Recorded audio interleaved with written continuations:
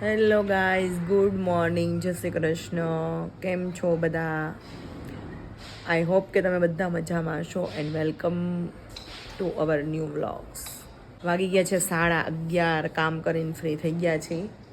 Jeans થોડુંક homework કરાવવાનું હતું, એ કર્યું. એ નીચે રમવા ગયો, રમીને પાછો આવી હોતન ગયો છે. અને અત્યારે હવે બપોરનું આપણે રસોઈની તૈયારી કરવાની છે. બપોરની રસોઈમાં બનાવવાનું છે ભરેલા ભીંડાનું શાક. તો કરીએ આપણે રસોઈ બપોરની, બરાબર. અને આપણે અત્યારે બપોરથી વ્લોગ ચાલુ કરીએ છીએ. વ્લોગમાં કન્ટિન્યુ રહેજો. ચીલો તો જીયાન્સ આવી ગયો. હાય કર દે. હાલો, જો જીયાન્સ એવું કહે છે કે આનો વિડીયો ઉતાર. કાલે આ ટેન્ટ હાઉસ છે ને ઘરની બહાર હતું, હે ને જીયાન્સ? કેમ કે જગ્યા નહોતી. હું કામ બહાર હતું? હા, જો જીયાન્સ છે ને ઘરની અંદર ઘૂસી ગયો. ઓકે,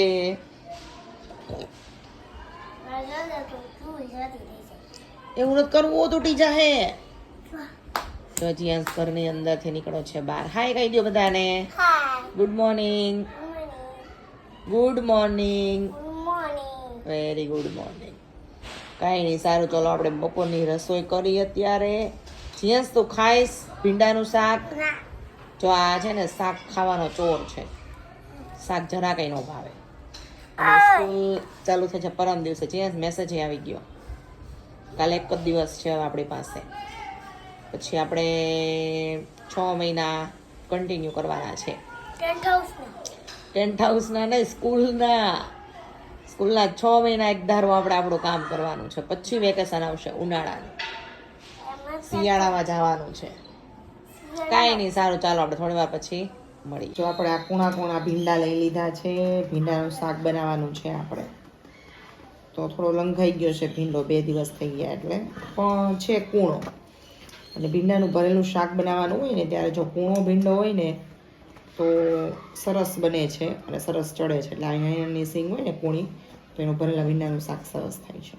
તો ભીંડાનું ભરેલા શાકનું સ્ટફિંગ કરવા પહેલાં આપણે લઈ લીધું છે થોડુંક લસણ. પછી આપણે એમાં નાખવાના છે સિંગદાણા થોડાક. પછી એમાં થોડાક નાખવાના છે આપણે તલ.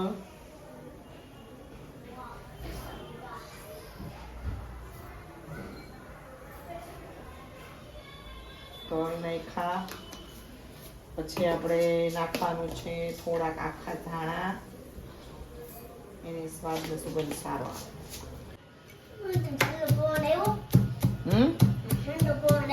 આવે જ ને, ફ્રીજ ખોલતો. જો આ રીતે સરસ આપણે ખાંડી લઈ એટલે એકદમ સરસ સ્ટફિંગ તૈયાર થઈ જાય. પછી આ સ્ટફિંગમાં આપણે મરચું, મીઠું, જીરું, હિંગ, હળદર એવું બધું આપણે નાખી દઈશું. હવે આપણી પાસે જે ભીંડો છે ને એને આપણે આ રીતે કટિંગ કરીને ઊભો એક વચ્ચે કાપો મૂકી દેવાનો છે, એટલે આની અંદર આપણે સ્ટફિંગ ભરી શકીએ. તો આ રીતે બધો ભીંડો છે ને એને આ રીતે આપણે કરી નાખવાનો છે. ખાંડું છે ને એ સરસ મજાનું આવું થઈ ગયું છે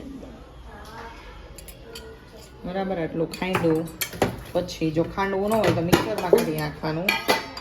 પછી આપણે એની અંદર નાખી દેવાનું છે મરચું, તીખાશ થોડી વધારે નાખવાની. પછી નાખવાની છે થોડીક હળદર. પછી નાખવાની છે થોડીક હિંગ. અને પછી નાખવાનું છે આપણે જીરું અને મરચાંની પ્રમાણ થોડુંક વધારે નાખવાનું. થોડુંક નાખી દેવાનું છે આપણે મીઠું. અને પછી નાખી દેવાનું છે આપણે એની અંદર તેલ. આ બધું આપણે એડ કર્યું. હવે આપણે એની અંદર તેલ એડ કરશું.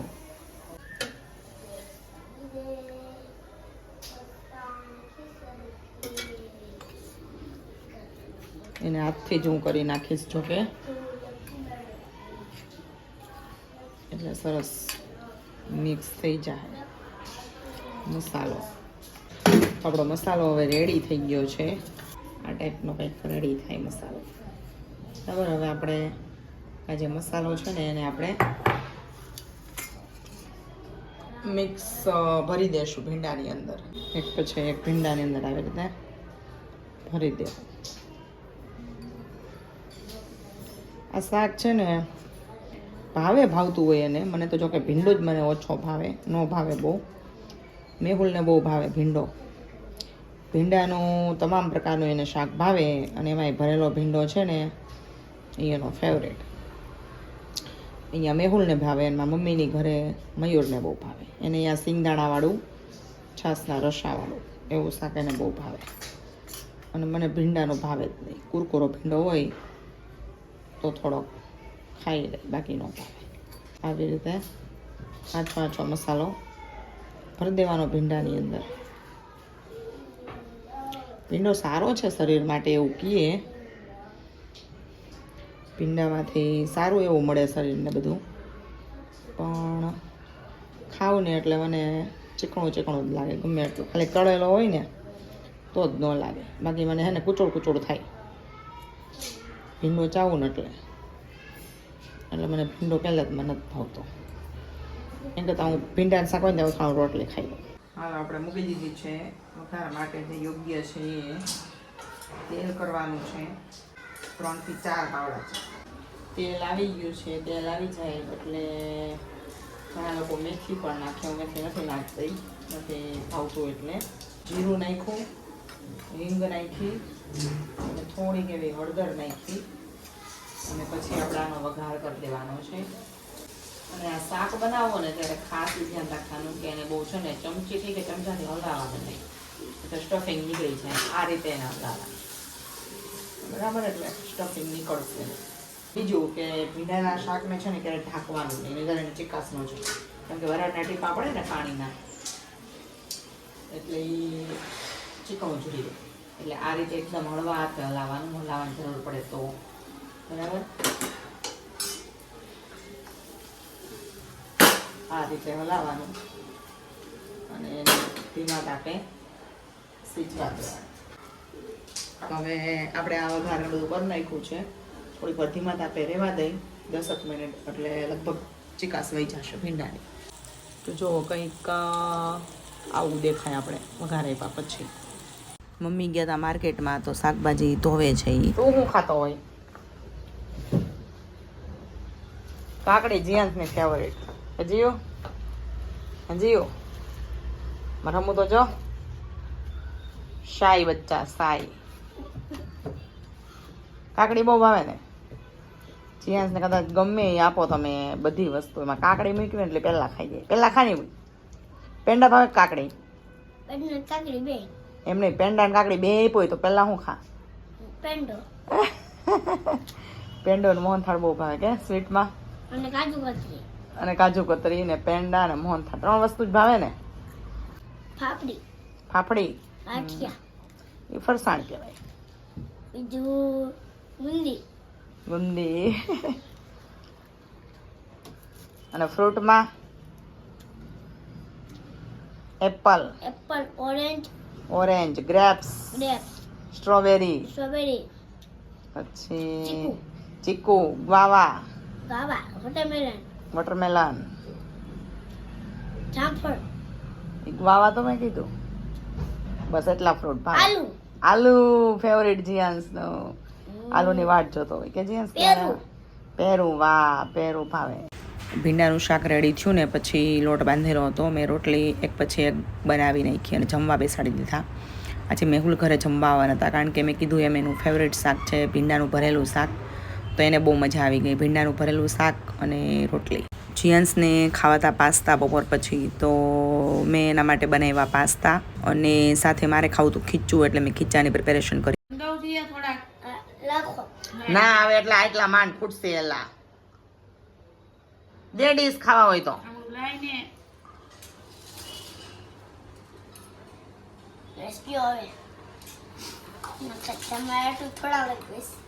તો જો મારું ખીચું રેડી થઈ ગયું છે. એના ઉપર નાખ્યું તેલ ને ઉપર નાખ્યો એસકે મસાલો અને આપણે ખાવાની તૈયારી કરી લીધી છે. જીયાન્સ એનું ઠંડુ પીવે છે. પાસ્તાની સાથે એણે ગ્વાવા જ્યુસ બનાવ્યું હતું, એટલે પાસ્તા ને ગ્વાવા જ્યુસ આવું કોમ્બિનેશન એ ખાય. એવું કે મેં પાર્ટી કરી, તો એને પાર્ટી જેવું લાગે આ. અને મેં ગરમા ગરમ ખીચું ખાઈ લીધું. ખીચું ખાવાની પણ એક અલગ જ મજા છે. એમાં શિયાળામાં ખીચું ખાવાની બહુ મજા આવે. જો હું અગાસી ઉપર આવીને એટલે મમ્મી ને પપ્પા સિંગ ફોલે છે. થોડીક વાર મેં ફોલાવી અને આ સિંગ ફોલવાની પતે એટલે પછી આપણે એના મોટી મોટી બોટલ ભરી લઈશું. અને જો અંધારું થઈ ગયું છે કમ્પ્લીટ, અને હવે રસોઈ કરવા હું ને જીયાંશ નીચે જાય છે. તો રસોઈની એવી તૈયારી કરી એટલે એ લોકો આવે નીચે. જો અહીંયા જીયાંશની આરતી ચાલુ થઈ ગઈ છે, સાંભળજો ને જોજો. જીયાંશ કે ભગવાન દેખને દે. વાહ, આ ભગવાન છે એના હાર પહેરાવ્યો છે, આરતી કરે છે. ના ના, જો આ એના બીજા ભગવાન છે, આ બધા ભગવાન છે એના. એક ભગવાન એ મંદિરમાં પોયરા છે. સરસ, વેરી ગુડ. કેમ અંદર વહી ગયા? લ્યો, ભગવાન પડી ગયા. સરસ, એટલા ભગવાન છે એમને તાર પાસે. હેલો મિત્રો, સાંજના વાગી ગયા છે 7. આપણે દીવાબત્તી કરી નાખી છે. અને પછી આજે સાંજે જમવામાં બનાવવાનું છે, ઢોકળા બનાવવાનો છે પ્લાન, ખાટિયા ઢોકળા. તો ખાટિયા ઢોકળાનો આથો છે ને થોડોક ઠંડીમાં ઓછો આવે એટલે મેં થોડીક તડકે મૂકી દીધું હતું. તો મસ્ત ખાટી ખાટી સ્મેલ આવે છે એટલે મસ્ત આથો આવી ગયો છે. અને જો બતાવું, બબલ્સ થાય છે. આમ તો આથો મેં હલાવી નાખ્યો એટલે તમને એમ ન દેખાય, મસ્ત એકદમ ફૂલાઈને ઉપર આવી ગયું હતું. જો આ દેખાય છે ને ત્યાં સુધી મતલબ ઉપર આવી ગયું હતું. હવે આની અંદર આપણે નાખવાની છે દૂધી છીણેલી, કેમ કે મને ખાટિયા ઢોકળાની અંદર દૂધી બહુ ભાવે. દૂધી વગરના ખાટિયા ઢોકળા હોય ને તો એ થોડાક ડૂચો વળે એવા લાગે. મસ્ત પોચા થાય દૂધીથી. દૂધીનો સ્વાદ છે ને ખાટિયા ઢોકળાની અંદર સરસ લાગે. આદુ મરચીની પેસ્ટ કરી લીધી છે, ધાણા ને બધું કટિંગ થઈ ગયું છે. તો બસ આપણે ખાલી એક આને છીણીને કરવાની છે. અને જીયાંશ થોડુંક મોડું આપણે આની અંદર કાઢી લેવું. તો અહીંયા તો સૌપ્રથમ પહેલાં મેં દૂધીની છાલ ઉખેડી નાખી છે અને ત્યારબાદ મેં એને ઝીણી ખમણીથી છીણી નાખી છે. આ છીણેલું મિક્સ છે એ આથામાં નાખી દીધું. એમાં થોડુંક મીઠું નાખ્યું, હળદર નાખી, જીરું નાખ્યું અને આદુ મરચીની પેસ્ટ નાખી. આ બધું નાખ્યા પછી એને સરસ રીતે મિક્સ કરી લેવાનું છે. અને મેં આદુ મરચાંની પેસ્ટ હજુ નથી નાખી, એની પહેલાં આપણે જીયાંશ થોડુંક મોડું કાઢી લઈએ અલગ તપેલીમાં, એટલે એને પછી તીખું ન કરે એટલે એ ખાય નહીં, ત્યારે ખાતો નથી. હમણાં થોડુંક ઢોકળા ને એવું બધું ખાતો થયું છે જરાક. હવે આદુ મરચાંની પેસ્ટ આપણે અંદર એડ કરવાની છે. તો એ આદુ ને મરચીની પેસ્ટ આપણે અંદર એડ કરી દઈએ. ત્યાર પછી આની અંદર થોડીક ખાંડ ઉમેરવાની છે અને બધું આખું જે મિશ્રણ છે એને સરસ રીતે મિક્સ કરી દેવાનું છે. હવે આ ઢોકળાનો જે આથો છે એમાં ધાણા ઘણા બધા નાખવાના છે. તો મેં અહીંયા ધાણા એડ કરી દીધા છે. અને આ જીયાંશનો અલગ છે, ધાણા ખાતો નથી એટલે આપણે એમાં ધાણા નહીં કરે નથી. આપણું જે છે ને એમાં જ ખાલી ધાણા નાખી દે છે અને સરસ રીતે મિક્સ કરી લેવાનું છે. હવે આપણે ઢોકળા સાથે ખાવા માટે બનાવવાની છે ચટણી. તો એના માટે મેં ધાણા લઈ લીધા છે. ત્યારબાદ લીલા મરચાંને કટિંગ કરી અને સાથે લઈ લેવાના છે. અને આ ચટણી જે છે ને એ હું પહેલાં લોટામાં બનાવવાની છું, પછી બ્લેન્ડર મારી દઈશ એટલે સરસ મજાની ખંડાઈ આપણે ખાંડી હોય ને ઘરે એવી સરસ ચટણી રેડી થઈ જાય. ત્યારબાદ આમાં આદુ ખમણીને નાખી દઈશ અને લાલ મરચાંની ઝીણી ઝીણી કટકી કરી લીધી છે એટલે બ્લેન્ડરમાં સરસ પીસાઈ જાય. હવે એમાં મેં ધાણા જીરું, થોડું મીઠું, ખાંડ, લીમડો રસ એડ કરી દીધો છે અને પછી મેં બ્લેન્ડરથી એને બ્લેન્ડ કરી નાખ્યું એટલે આપણી સરસ મજાની ચટણી જે છે એ તૈયાર થઈ ગઈ છે. તો આનું જે ટેક્સચર છે ને એ કંઈક આવું હોય, એકદમ થોડુંક મતલબ સેમી સોલિડ જેવું હોય. તો આવી જે ચટણી હોય ને એ ખાવાની મજા આવે. જો લીલા મરચાં હોય તો લીલી થાય, લાલ મરચાં હતા એટલે લાલાશ પડતી થઈ છે. અને આ જે ચટણી છે ને એ ખાટિયા ઢોકળા સાથે કે ખમણ સાથે ખાવાની વધારે મજા આવે. તો આ રીતે ચટણી બનાવવાની આ રેસીપી છે. હવે અહીંયા મેં ઢોકળિયાનું જે છે એની અંદર મેં ઢોકળા બનવા માટે મૂકી દીધા છે એક પછી એક ડીશની અંદર. તો આવી રીતે ઢોકળા સ્ટીમ થાય છે અને બધાને ગરમ ગરમ ખાવા માટે બેસાડી દીધા છે. હેલો મિત્રો, તો રાતના વાગી ગયા છે 11 અને જો જીયાંશ આજે પણ અહીંયા સૂવા માટે આવી ગયો છે. નાનું એવું ગાડલું નીચે નાખી દીધું છે અને મસ્ત સૂઈ ગયો છે. જો એ કે નહીં મારે તારી હારે જ હોય કે મેં કીધું બેડ ઉપર નથો માતા તો કે નીચે હોઈ જાય શું, એટલે નીચે સૂઈ ગયો છે. બરાબર, મેં કીધું કાંઈ નહીં હાલ એકદમ હોઈ જાય. તો બસ જો કાલે છે રવિવાર, આજે તો શનિવાર, આજનો દિવસ પૂરો થઈ ગયો. સ્કૂલે જવા માટે બસ એક જ દિવસની વાર છે. મતલબ ઘણાને એવું થતું હશે કારણ સ્કૂલે જવાની બહુ તાલાવેલી છે, પણ તાલાવેલી નથી. વેકેશન પૂરું થાય ને એનું બહુ દુઃખ છે મોટામાં મોટું, કારણ કે સ્કૂલ ચાલુ થાય ને એટલે થોડાક દિવસ તો ગમશે નહીં. કંઈ નહીં, આજનો બ્લોગ અહીંયા પૂરો કરીએ છીએ જો વ્લોગ ગમ્યો હોય તો પ્લીઝ લાઈક કરજો, શેર કરજો અને ચેનલને સબસ્ક્રાઈબ કરજો.